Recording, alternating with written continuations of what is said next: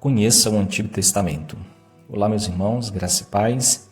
Aqui é o pastor Guilherme, aqui do CTCEB. É um prazer imenso poder estar compartilhando essa lição com vocês. E no estudo de hoje nós vamos estudar um pouquinho sobre o livro de Daniel. Portanto, a base bíblica é todo o livro de Daniel. E, na realidade, nós vamos fazer um breve panorama bíblico para entendermos um pouco melhor sobre este livro tão precioso da Palavra de Deus. Bom, o alvo da nossa lição, no que diz respeito ao saber, é perceber a ação de Deus na história das nações e a firmeza de Daniel como instrumento nas mãos de Deus. Então, a gente tem o desafio de entender e saber que Deus é um Deus que age na história das nações e usa os seus servos como Daniel, como instrumento em suas mãos. Em segundo lugar, no que diz respeito ao sentir, o alvo da nossa lição é permanecer firme e cheio de esperança diante das provações e tentações. Portanto, essa lição tem esse alvo, esse objetivo de nos fazer sentir uma firmeza e uma esperança grande diante das tribulações que são reais em nossas vidas. Em terceiro lugar, no que diz respeito ao agir. Então, o alvo da nossa lição também envolve estar atento aos acontecimentos na história e analisar esses acontecimentos de uma perspectiva bíblica. Portanto, minha oração é para que Deus, de fato, use esta lição para que tanto no saber, como no sentir, como no agir, a gente possa aprender essas preciosas lições para as nossas vidas. Pensando um pouquinho sobre Daniel, e se alguém perguntasse para Daniel, será que você se interessa por política ou por causas sociais ou algo desse tipo? O que parece, de fato, a resposta seria sim. Né? O livro de Daniel traz a história que envolve muito essa questão política na Babilônia e as visões que envolvem esse personagem, Daniel, que mostram a soberania de Deus, né? E essa soberania sempre esteve presente sobre toda a terra.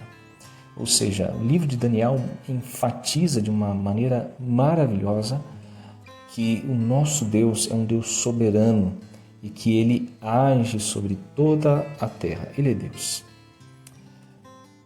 Pensando numa visão geral do livro, algumas informações básicas são importantes. Primeiro, qual data que esse livro foi escrito ou em que época? Então a gente entende que mais ou menos por volta do ano 535 antes de Cristo ou algo próximo a isso, é que esse livro foi redigido, foi escrito, certo? O autor dele é Daniel. Existem algumas objeções a isso, mas de forma geral a gente compreende que Daniel foi o responsável por esse livro. Inclusive, algumas passagens, uma boa parte do livro, é escrita na primeira pessoa, né? Como se Daniel mesmo estivesse falando e contando aquilo que ele passou na Babilônia. Portanto, o local é a Babilônia, a época que o povo de Israel ficou exilado na Babilônia, certo? Quando os babilônios invadiram Jerusalém, o sul, Judá, a região do sul, a capital era Jerusalém, e levou de lá os seus jovens para a Babilônia e depois mais duas invasões. A primeira invasão foi em 605 a.C., por Nabucodonosor, e ele leva os seus jovens, aqueles jovens promissores de Israel, para a Babilônia. Depois, uma outra invasão em 597 e uma última invasão em 586. Daniel foi levado para a Babilônia entre esses jovens. Então, qual que é o alvo? O alvo da lição é os israelitas que estavam exilados e também os reis babilônicos que deveriam conhecer a esse Deus. O versículo-chave da lição, ou do livro de Daniel, melhor dizendo, é Daniel capítulo 1, versículo 8. Alguns dizem que este é o versículo-chave, Daniel capítulo 1, versículo 8, que diz o seguinte: resolveu Daniel firmemente não contaminar-se com as finas iguarias do rei, nem com o vinho que ele bebia. Então pediu ao chefe dos eunucos que lhe permitisse não contaminar-se. Um outro versículo que eu entendo ser ainda mais do que esse primeiro, um versículo chave desse livro, um versículo extremamente importante, está no capítulo 2 de Daniel, no versículo 19 e no versículo 20, e no versículo 21. Capítulo 2, 20 e 21, quando Daniel recebe de Deus a revelação do sonho que Nabucodonosor tinha tido sobre aquela estátua que ele havia visto, mas não sabia o significado. Então, Daniel, quando recebe a revelação de Deus, lá no capítulo 2, versículo 20 e 21, ele disse assim: disse Daniel, seja bendito o nome de Deus, de eternidade a eternidade, porque dele é a sabedoria e o poder. É ele quem muda o tempo e as estações, remove reis e estabelece reis. Ele dá sabedoria aos sábios e entendimento aos inteligentes. Esses dois versículos aqui mostram a soberania de Deus e que a sabedoria e o poder pertencem ao nosso Deus. E Ele tem o controle de todas as coisas nas suas mãos. Por isso Ele muda o tempo, estações, remove e estabelece reis. Ele quem dá sabedoria aos sábios e entendimento aos inteligentes. Esses dois versículos aqui são centrais no livro de Daniel, porque mostra a soberania de Deus sobre os reinos desse mundo. E a palavra-chave, eu destaco duas aqui. Firmeza, que tem a ver com Daniel 1:8, a firmeza de Daniel, e soberania, que tem a ver com Daniel, capítulo 2, versículo 20 e 21, e fala da soberania de Deus sobre todas as coisas. Muito bem. Se formos pensar num esboço básico do livro de Daniel, nós temos aí duas divisões básicas. Primeiro, do capítulo 1 ao capítulo 6, são capítulos mais narrativos, mas que dentro dele contém uma parte apocalíptica também. E do capítulo 7 ao 12, que são típicos de literatura apocalíptica, né? Visões, mensageiros angelicais, muita linguagem figurada. Então são essas duas divisões, do capítulo 1 ao 6 e do capítulo 7 ao capítulo 12. Pensando em Daniel em uma sentença, a gente pode afirmar que o profeta afirma, pelo testemunho pessoal e pela sua pregação, a soberania de Deus sobre o mundo e sobre a história. E trazendo isso para o propósito do livro, qual seria o propósito do livro? O propósito do livro de Daniel é demonstrar a soberania de Deus sobre todos os reinos, enfatizando o programa de Deus para o estabelecimento do seu reino eterno por meio do Messias prometido, trazendo assim esperança aos judeus exilados. Então, o propósito do livro é mostrar que existe um Deus soberano sobre todos os reinos e que esse Deus soberano tem um programa, tem um planejamento para estabelecer o seu reino sobre a terra, o seu reino eterno por meio do seu Messias prometido. E trazendo assim uma esperança para os judeus que estavam exilados. Então o livro de Daniel tem o seu objetivo final de trazer esperança aos nossos corações. E quem foi Daniel? Daniel foi um jovem promissor. O nome dele, Daniel, em hebraico, tem o significado de Deus é meu juiz. Ele nasceu em uma família nobre, ainda muito jovem, foi levado cativo para a Babilônia e foi selecionado entre esses jovens para aquilo que poderíamos chamar de academia real, né? De Nabucodonosor, o grande rei da Babilônia. Então, lá na Babilônia, Daniel foi separado dentre os jovens para ter uma educação formal, teve o seu nome mudado e foi sendo ensinado na cultura, na língua babilônica e também na religião babilônica.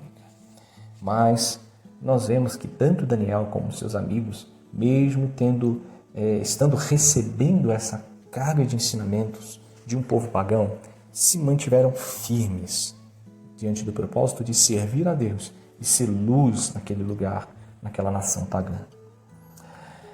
Daniel tinha então os seus amigos promissores, que nós conhecemos e chamamos de Sadraque, Mesaque e Abednego, né? Que são os nomes, na realidade, que eles receberam ao chegar na Babilônia.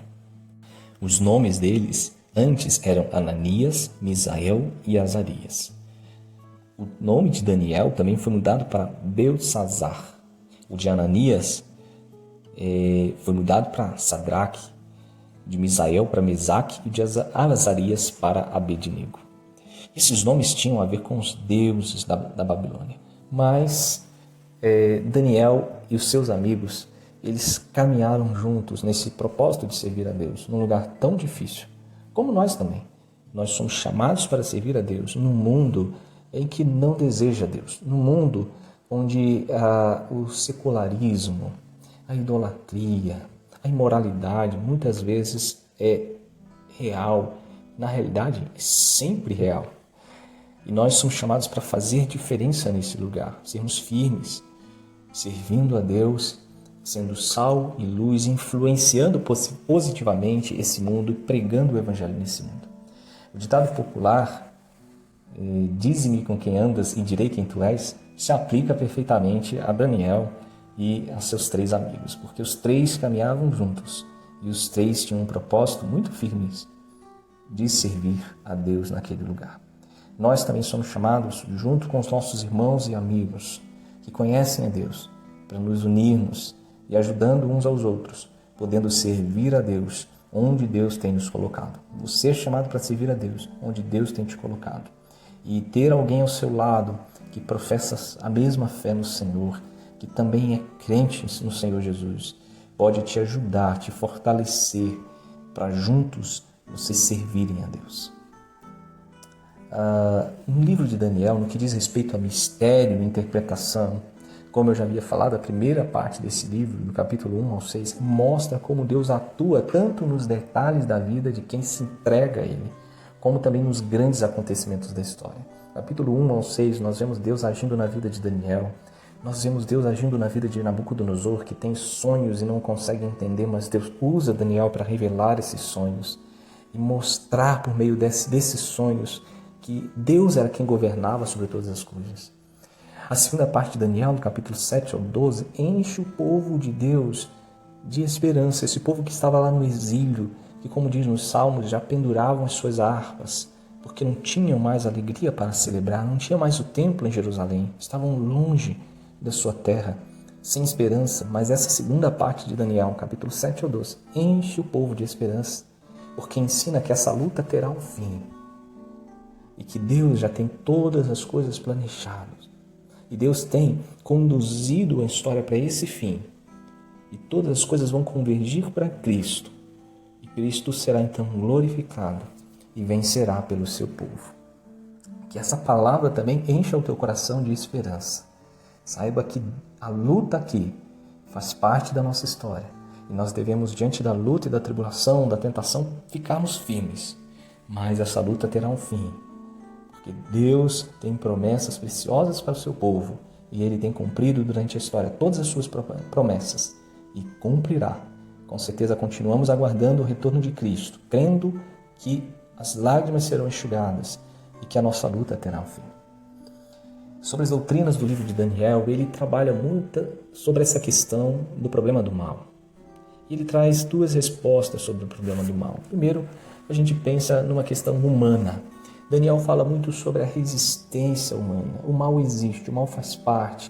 Depois da queda em Gênesis 3, o homem tem um coração corrompido pelo pecado. Mas o homem que conhece a Deus recebe um novo coração, então deve resistir, deve lutar, deve se esmerar em agradar a Deus. Em Daniel nós vemos que a tentação foi vencida com disciplina, com santidade. Nós sabemos que é Deus quem nos santifica. Mas ao mesmo tempo nós devemos buscar a santidade. Tem a ação do Espírito Santo em nós, mas também Deus nos exorta por meio da sua palavra a sermos santos, a termos uma vida disciplinada. O perigo em Daniel foi superado com oração e com fé.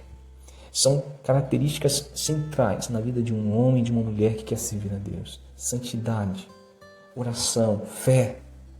E o pecado foi denunciado por Daniel com temor e sabedoria. Daniel teve coragem de denunciar o pecado, por exemplo, de Belsazar, de Nabucodonosor, reis poderosos, mas ele com temor e sabedoria denunciou esses pecados. Nós somos chamados para uma vida assim, uma vida de dedicação a Deus, disciplina, santidade, oração, fé e também pregando a palavra, denunciando o pecado com temor e também com muita sabedoria. Que Deus nos dê essa sabedoria, essa fé, esse temor, essa oração, essa disciplina, santidade que Daniel demonstra aqui no seu livro. Em segundo lugar, o problema do mal, a segunda resposta tem a ver com a soberania de Deus. Em nível pessoal, o Senhor protege do perigo e consola o seu povo. Vários textos mostram isso, como Deus ele protege e ele age na vida do seu povo, guardando o seu povo. Na fornalha de fogo, por exemplo, nós vemos lá no capítulo 3, versículo 25, o livramento de Deus sobre a vida daqueles homens. E diz o texto assim: tornou ele e diz: eu, porém, vejo 4 homens soltos que andam passeando dentro do fogo, sem nenhum dano, e o aspecto do quarto é semelhante a um filho dos deuses. Nós vemos aqui o próprio Nabucodonosor vendo, presenciando diante dele a ação de Deus em favor do seu povo. Então Deus, em nível pessoal, protege o seu povo, consola o seu povo. E assim, Deus garante que os pecados também dos outros, daqueles que são ímpios, daqueles que não se arrependem, sejam punidos, como nós vemos no capítulo 4 com Nabucodonosor, no capítulo 5 com Belsazar. E em nível mundial, nós vemos o Senhor tolerando até certo ponto o pecado das nações, levantando-as e derrubando-as, bem como preparando a chegada do Messias. Ou seja, Deus é soberano. Essa mensagem tem que nos trazer esperança. A mensagem de Daniel é que existe um reino eterno e um rei eterno, e que ele é soberano sobre todos os reinos dessa terra. Os reinos dessa terra passarão, mas o rei e o reino de Deus permanecem para sempre. Daniel e o Novo Testamento. Quando nós olhamos para Daniel, nós vemos Cristo sendo apresentado no livro de Daniel. E há pelo menos 3 indicações da figura de Cristo nas profecias do livro de Daniel.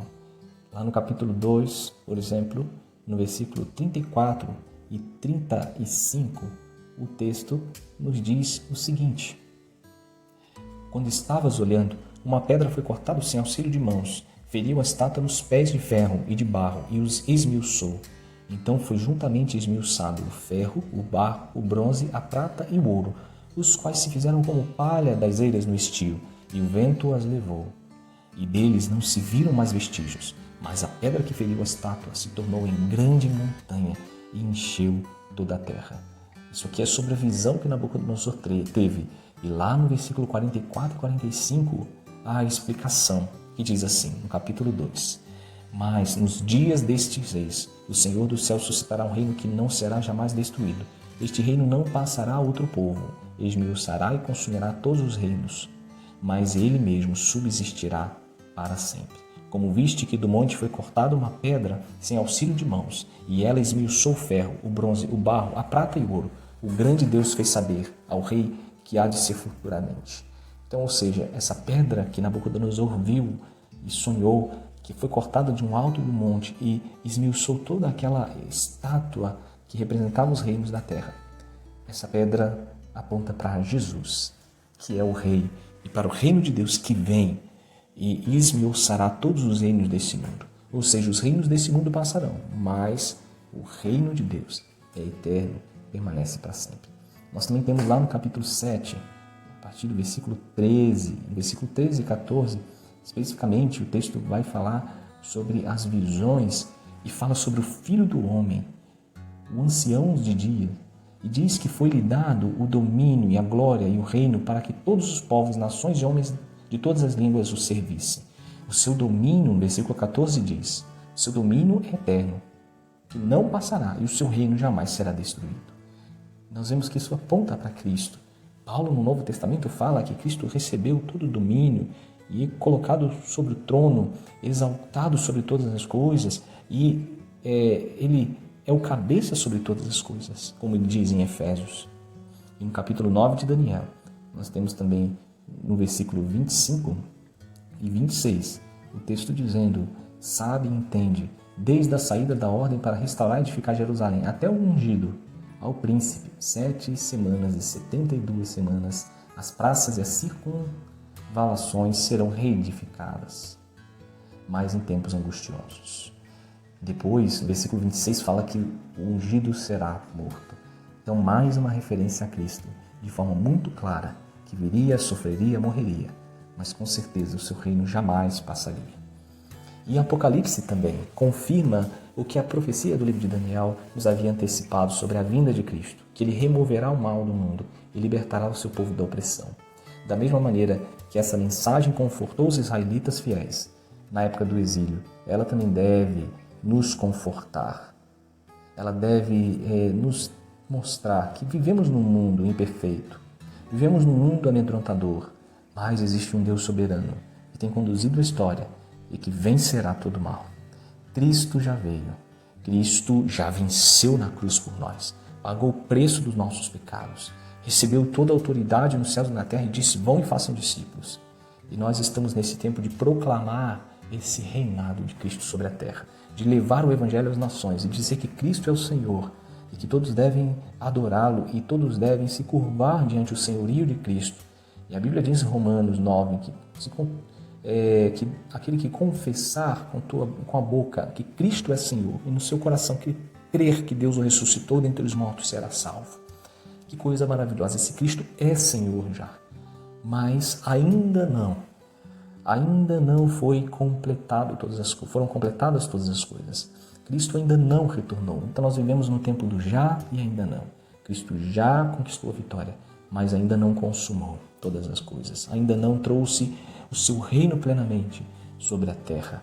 Ele já venceu o pecado, mas ainda não nos tirou plenamente do pecado. Ainda temos que lutar contra a nossa própria carne, contra as tentações, contra as tribulações. Temos que ser perseverantes, mas olhando para frente, sabendo que Ele voltará e consumará plenamente todas as coisas, derrotará todos os inimigos plenamente e estabelecerá o seu reino eterno. Essa é a esperança que nós temos. Daniel apresenta em seu livro, aqui na conclusão, a reação de Deus contra o mal, tanto no presente como no futuro. Devemos nos posicionar contra a maldade ao nosso redor e manter a esperança na recompensa do reino eterno de Deus.